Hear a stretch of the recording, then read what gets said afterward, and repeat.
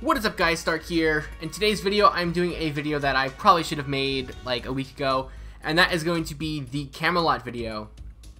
Now, because I made this video so late, I wasn't really sure if I actually wanted to go ahead and make it, but I did decide to go ahead and do one and just kind of do like a quick run through of all the important things that you guys really need to pay attention to.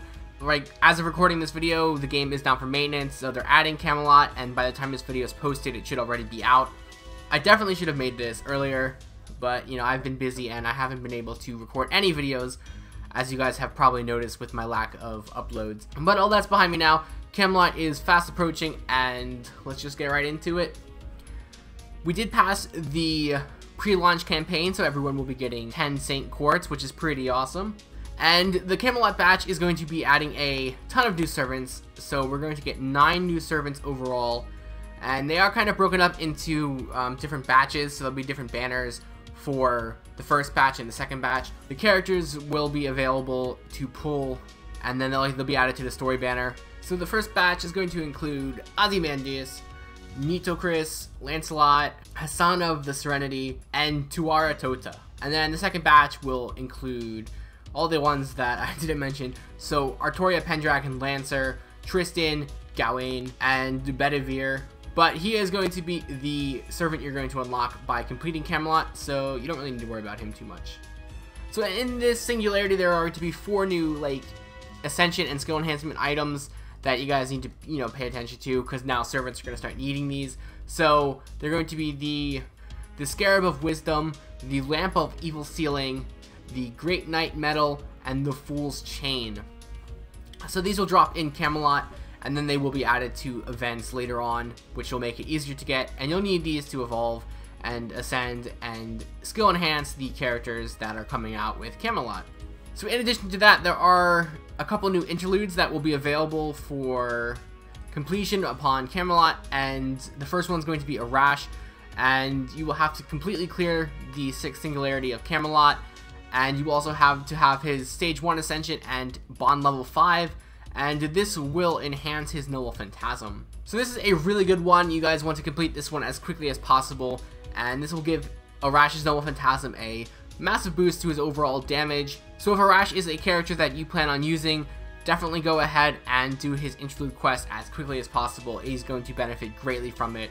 And then there is a second one as well, which is going to be for Raiko, and you're going to have to complete the 5th Singularity for this one, achieve stage 2 Ascension, and have a bond level of 4, and this will just give you 1 Saint Court upon completion. So in addition to all that other stuff that I just talked about, there is a big change that takes place in Camelot, and that is going to be for the original starter servant Mash.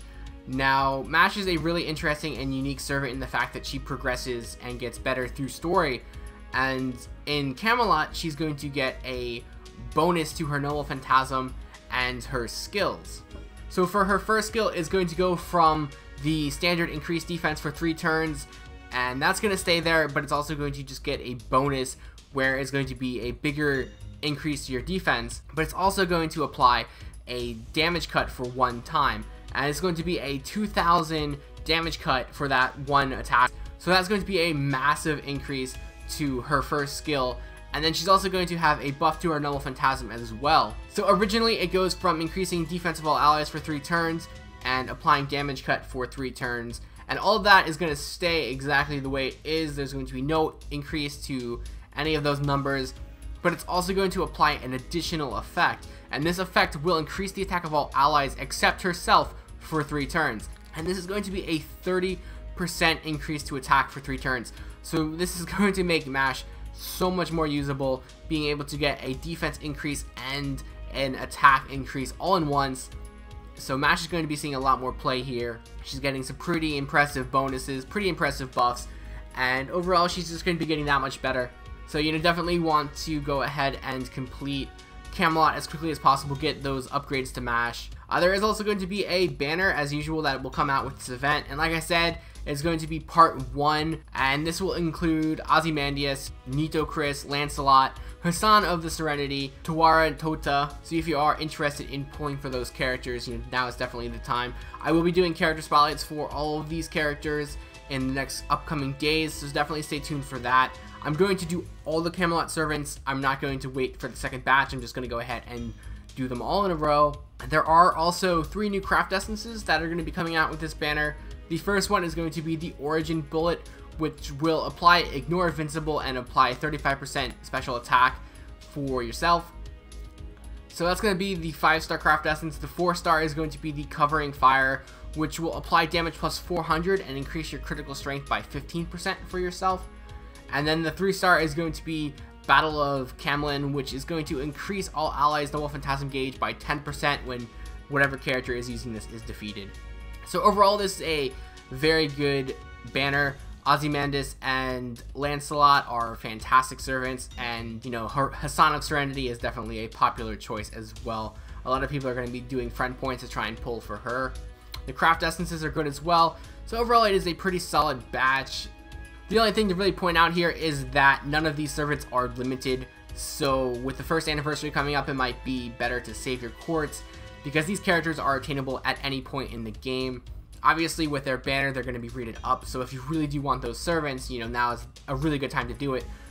But like I said, with the first anniversary coming up, it might not be in your best interest to pull for them unless it is a character you specifically want very badly. So yeah, guys, that's going to wrap up this video. Like I said, it's just a quick little video. I made this way too late to actually really go into depth or anything like that, and I do apologize for that, but it is what it is, and I still wanted to make a video, so I made the video. Hopefully you guys, you know, liked it, and I'll see you guys next time.